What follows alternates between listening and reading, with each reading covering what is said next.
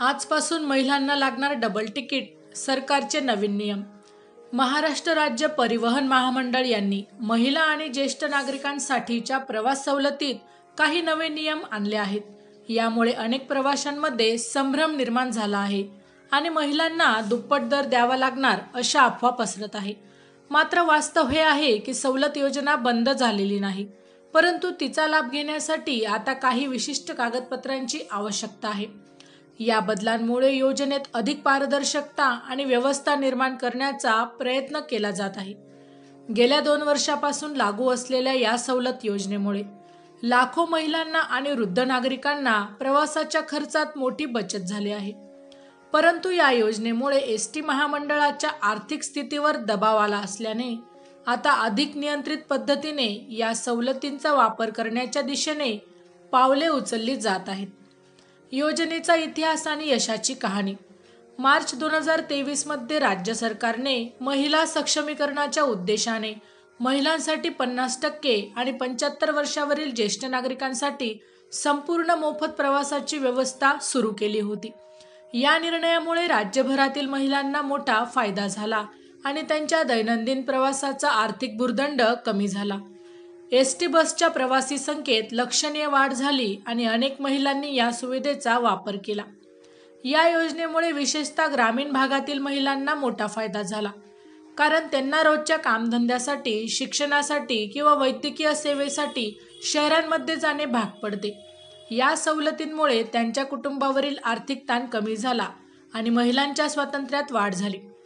त्याचबरोबर ज्येष्ठ नागरिकांनाही या योजनेचा चांगला फायदा झाला आणि त्यांना आपल्या कुटुंबावर प्रवासासाठी अवलंबून राहावे लागत नाही. नवीन नियमांचा तपशील आणि अंमलबजावणी. आता एसटी महामंडळाने या सवलत योजनेत काही महत्त्वाचे बदल केले आहेत, जे सर्व पात्र प्रवाशांना माहीत असणे आवश्यक आहे. मुख्य बदल असा आहे की आता सवलतीचा लाभ घेण्यासाठी एसटी महामंडळाकडून मिळालेले विशेष ओळखपत्र सोबत ठेवणे अनिवार्य आहे. हे ओळखपत्र नसल्यास कोणत्याही प्रकारची सवलत मिळणार नाही आणि संपूर्ण तिकीट दर भरावा लागेल. महिलांसाठीच्या 50% सवलतीचे नियम यापुढेही तसेच राहणार आहे, परंतु ते घेण्यासाठी आवश्यक असलेले ओळखपत्र त्यांच्याकडे असणे गरजेचे आहे. त्याचप्रमाणे 65 ते 75 वर्ष वयोगटातील नागरिकांना 50% सवलत मिळत राहील आणि 75 वर्षावरील नागरिकांना पूर्ण मोफत प्रवास करता येईल. मात्र या सर्व सवलतींसाठी ओळखपत्र असणे आवश्यक आहे. ओळखपत्र मिळवण्याची संपूर्ण प्रक्रिया. सवलतीचा लाभ घेण्यासाठी आवश्यक असलेले ओळखपत्र मिळवण्यासाठी प्रवाशांना काही निश्चित पायऱ्या फॉलो कराव्या लागतील. सर्वप्रथम जवळच्या एसटी आगारात जाऊन संबंधित अधिकाऱ्यांकडे अर्ज फॉर्म मागावा लागेल. तसेच MSRTCच्या अधिकृत वेबसाईटवरूनही हा अर्ज तुम्हाला डाउनलोड करता येईल. अर्जासोबत काही आवश्यक कागदपत्रे जोडणे गरजेचे आहे.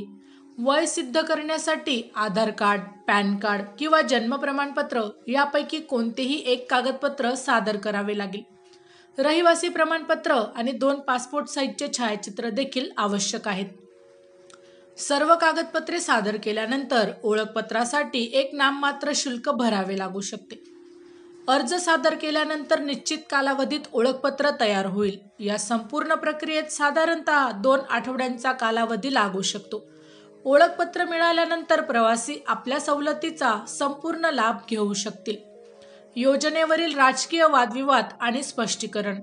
गेल्या काही आठवड्यात या सवलत योजनांवर राजकीय वादविवाद उद्भवले होते. परिवहन मंत्री प्रताप सरनाईक यांनी एसटीच्या आर्थिक स्थितीचा आढावा मांडताना नमूद केले की या सवलत योजनांमुळे महामंडळावर आर्थिक ताण निर्माण झाला आहे.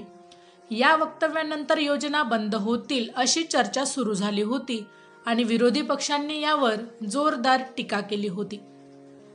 मात्र उपमुख्यमंत्री एकनाथ शिंदे यांनी त्वरित या चर्चेला विराम देत स्पष्ट केले की कोणतीही सवलत योजना बंद केली जाणार नाही.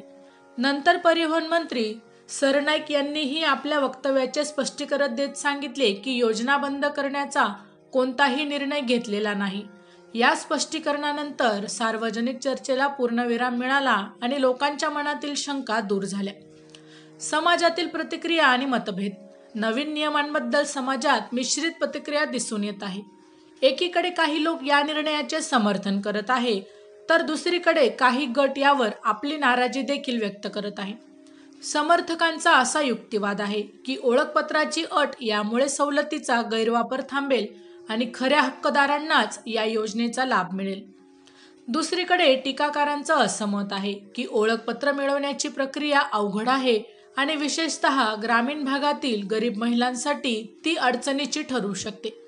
त्यांना भीती वाटते की यामुळे अनेक पात्र प्रवासी सवलतीच्या फायद्यांपासून वंचित राहू शकतात।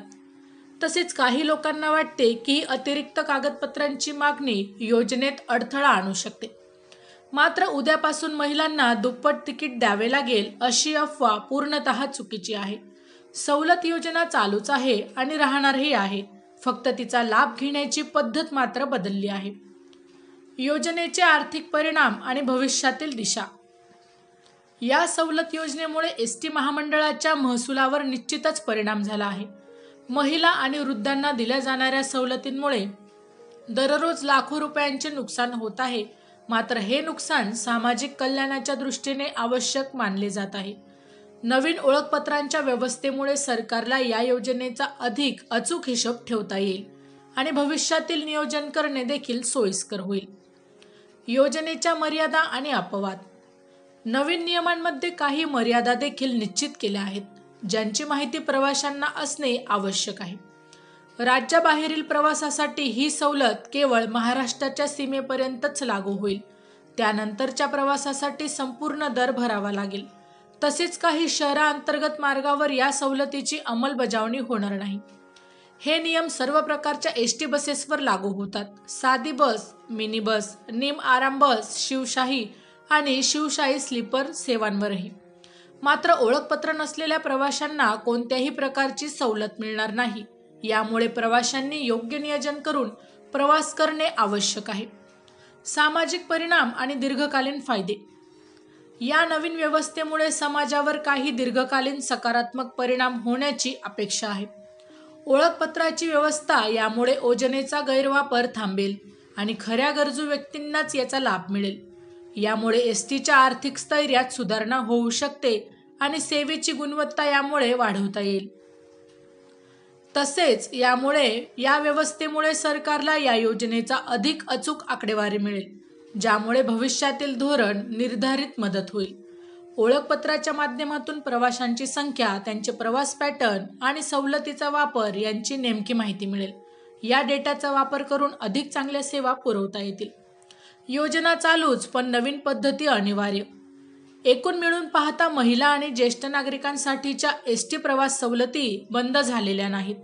उद्यापासून दुप्पट दर अशी अफवा निराधार आहे। मात्र या सवलतीचा लाभ घेण्यासाठी आता एसटी महामंडळाचे ओळखपत्र अनिवार्य केले आहे।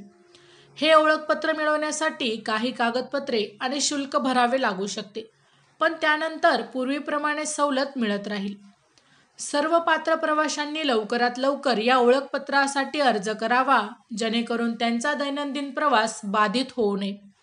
या योजनेमुळे महिला सक्षमीकरण आणि ज्येष्ठ नागरिकांच्या कल्याणाच्या दिशेने घेतलेली पावले यशस्वी होत आहेत आणि भविष्यातही या योजना अधिक व्यवस्थित पद्धतीने चालू राहतील। माहिती आवडली असेल तर अवश्य शेअर करा। अशाच प्रकारचे नवनवीन सरकारी योजनांविषयी अपडेट मिळवण्यासाठी आमच्या लाईफ एव्हिएशन या यूट्यूब चॅनलला अवश्य सबस्क्राईब करा। धन्यवाद।